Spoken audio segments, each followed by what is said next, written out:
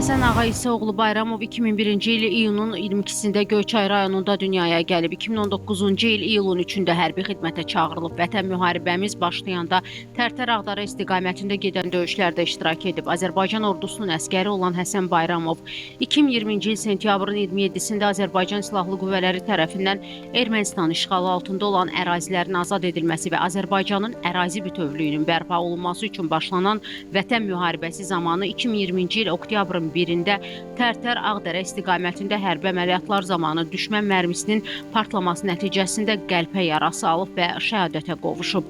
Azərbaycan prezidentinin müvafiq sərəncamlarına əsasən Həsən Bayramov ölümündən sonra Suqovuşanın azad olunmasına görə cəsur döyüşçü və vətən uğrunda medalları ilə təltif edilib.